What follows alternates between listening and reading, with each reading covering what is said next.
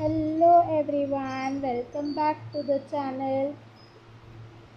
Micro economics के last video में हमने इंडिविजुअल डिमांड कर्व कवर किया था, जो कि हमने इंडिविजुअल डिमांड शेड्यूल भी देखा था और हमने प्लॉटिंग देखा था कि कैसे विद द गिवन प्राइस हम जब कॉम्बिनेशन लेते हैं, जो हमें कॉम्बिनेशंस मिलते हैं उनको जब ज्वाइन करते हैं तो हमें डिमांड कर्व कैसे मिलता है, हमने वो लास्ट वीडियो में कवर किया था।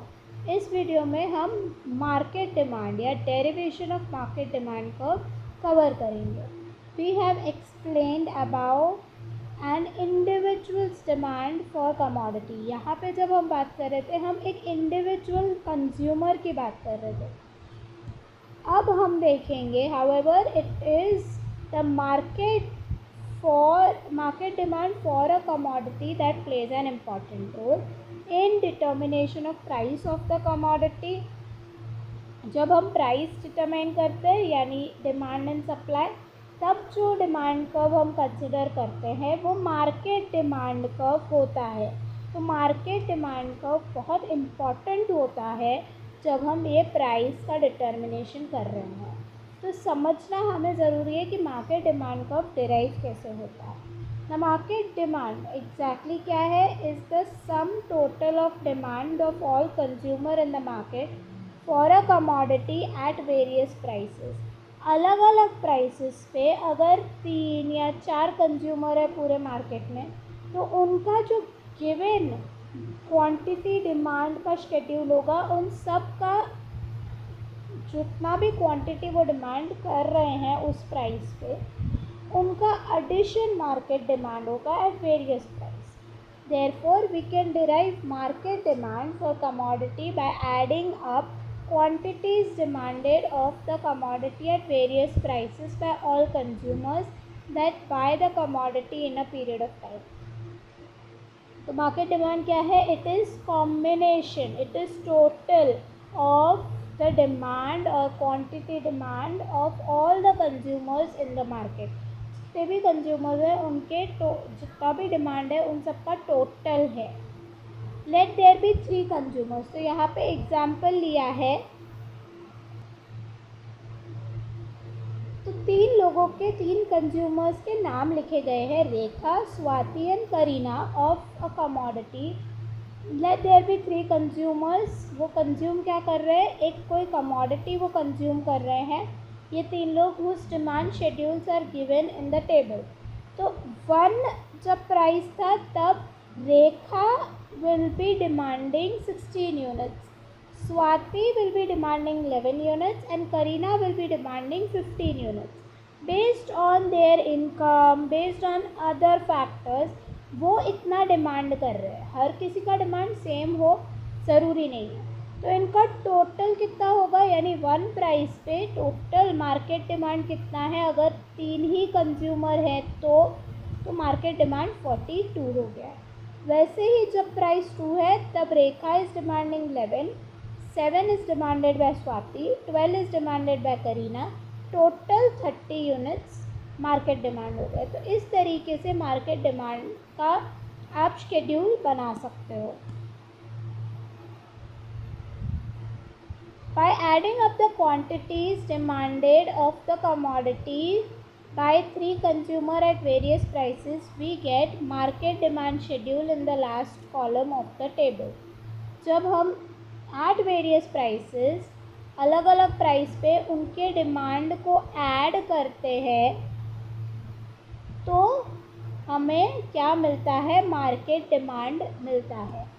अब उसी मार्केट डिमांड को गिवन प्राइस पे जब आप प्लॉट करते हो तो आपको मार्केट डिमांड कर्व मिलता है। We now plot the market demand obtained in the last column at various given prices. तो लास्ट कॉलम में जो आपको सिर्फ मार्केट डिमांड के वैल्यूज़ मिले 42, 30, 22, 15, वो सारे सिर्फ हम प्लॉट करेंगे with price. By plotting the quantity demanded of the 3 consumer taken together at various prices, we get the market demand curve DT in the figure. ये आपका मार्केट डिमांड कर्व है।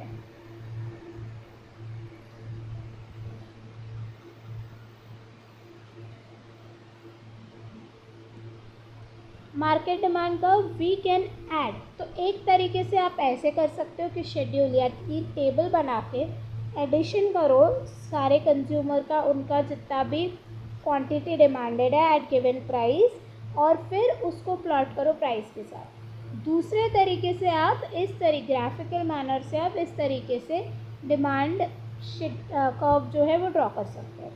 We can add or sum up the various demand curves of number of consumer in the market, and by doing so we can obtain market demand curve for a commodity which, like the individual consumer's demand curve, will slope downward to the right. Market demand curve आप curve से भी, जैसे मैंने आपको अभी diagram दिखाया वैसे भी कर सकते हो, और जैसे इंडिविजुअल का डिमांड कर्व डाउनवर्ड स्लोपिंग है वैसे ही मार्केट का डिमांड कर्व भी डाउनवर्ड स्लोपिंग ही दिखेगा। How this summation is done is illustrated in figure 5.3. This is your derivation of market demand curve using individual demand curve. Suppose there are 3 individual buyers of the good in the market. In figure 5.3a, B, C show the demand curve of 3 independent individual buyers. तो इधर individual ए का जो schedule है individual law यानी demand schedule है वो था, उसके बेसिस पे इंडिविजुअल ए का डिमांड कर्व बनाया है, ये इंडिविजुअल बी का डिमांड कर्व बनाया है, ये इंडिविजुअल सी का डिमांड कर्व है.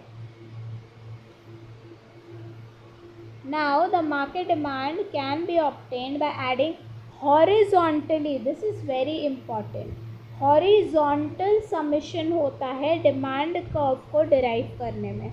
Horizontally the amount of good which 3 individual together wish to buy at each price.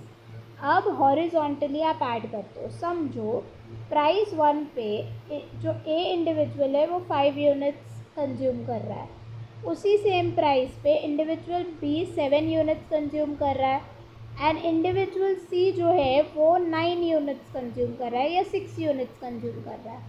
तो प्राइस 1 पे टोटल कितना हो जाएगा, टोटल हो जाएगा 5 + 7 दैट गिव्स 12, 12 + 6 दैट गिव्स 18. तो 18 टोटल यहाँ पे प्लॉट किया जाएगा एट प्राइस 1. इस तरीके से हम मार्केट डिमांड कर्व को डिराइव करते हैं. Thus at price P1 the individual A wishes to buy OA1 quantity, so इन्होंने instead of numbering OA1 लिख लिया है. Of the good individual B wishes to buy OB1, तो OB1 जितना वो बाय करना चाहता है. Individual C wishes to buy OC1, C इतना OC1 बाय करना चाहता है. Total quantity of the good that all 3 individual plan to buy at P1 price is OA1 plus OB1 plus OC1, which is equals to OQ1. इन तीनों छोटे वाले जो sections है उनका एडिशन इतना देता है, तो इतना टोटल मार्केट डिमांड है. Likewise at price P2 individual A, तो P2 पे भी सेम किया गया है कि इतना उनका डिमांड है, ए का इतना, बी का है इतना, सी का है, तो टोटल डिमांड इतना आ जाएगा P2 पे.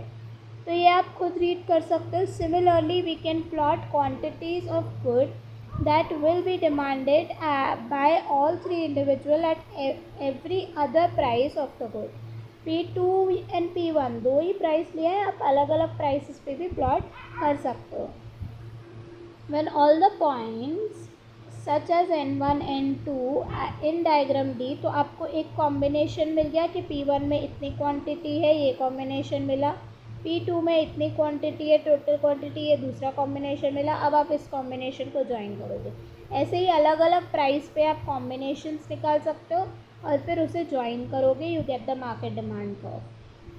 When all the points such as N1 and N2 in the diagram D showing the amount demanded of the goods such as Q1 and Q2 at various prices are joined together, we get the market demand curve for the good, जो मैंने अभी बोला. For the sake of convenience, we have supposed that there are 3 individual or buyers in the market for the good.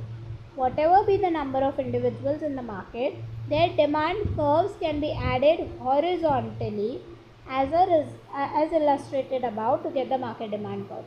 यहाँ पे समझने के लिए सिर्फ 3 इंडिविजुअल लिया है, जितने भी इंडिविजुअल हो उनका हॉरिजॉन्टल समेशन करके आप मार्केट डिमांड कर्व डिराइव कर सकते हो. Market demand curve will slope downward to the right since individual demand curve whose lateral summation यानी horizontal summation gives us market demand curve. तो मार्केट डिमांड कर्व डाउनवर्ड होगा obviously, क्योंकि individual demand curve भी downward है तो market demand उसी से derive हुआ है, तो इस वजह से वो डाउनवर्ड होगा. Normally slopes downward to the right. Besides, as price of the good falls, it is very likely that new buyers will enter the market and will further raise the quantity demanded of the good.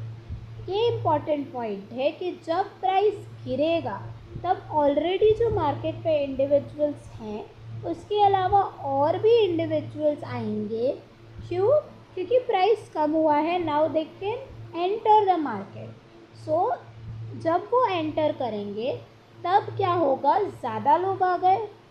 पहले तो expectation था जितने market में already लोग हैं वही demand करेंगे price कम करने से, लेकिन अब बाहर के भी लोग आ गए जो मार्केट में नहीं थे, न्यू बायर्स केम इन. तो तब क्या होगा, अल्टीमेटली क्वांटिटी डिमांडेड बढ़ जाएगा. This will be another reason why the market demand curve slopes downward. This is again another reason. देखो प्राइस कम हुआ, एक तो individual demand curve downward sloping है, इस वजह से market demand curve downward sloping है. दूसरा रीज़न क्या है कि जब प्राइस कम होगा तो हमें पता था कि जितने लोग ऑलरेडी मार्केट में है वो टोटल मिलके 100 यूनिट्स कम प्राइस पे 100 यूनिट्स जो है डिमांड करेंगे, लेकिन प्राइस कम होने की वजह से न्यू कंज्यूमर एंटर होंगे. जब न्यू कंज्यूमर एंटर होंगे तो वो भी डिमांड करेंगे, डिमांड बढ़ जाएगा. So you can see there is an inverse relationship. तो हमने मार्केट डिमांड का डेरिवेशन और market demand exactly downward sloping क्यों होता है, 2 रीज़न हमने देख लिए हैं. Reasons for law of demand यानी व्हाट आर द रीजन्स कि डिमांड कब डाउनवर्ड स्लोपिंग होता है, इसके कुछ और भी रीजन्स हैं. Income effect and substitution effect, ये हम नेक्स्ट वीडियो में कवर करेंगे. Till then you keep watching the journey of understanding economics. आपको पता है आपको क्या करना है, लाइक कर देना है वीडियो को. कमेंट में आपका कोई फीडबैक या कुछ डाउट है आप पूछ सकते हो. Do share the video with your friends and classmates. अगर आप न्यू हैं चैनल पे, न्यू आए हो तो आप प्लीज़ सब्सक्राइब कर दीजिए. सिर्फ 80% people don't subscribe the channel, तो सब्सक्राइब कर दीजिए, हमें मोटिवेशन मिलता है. And if you want online classes from me,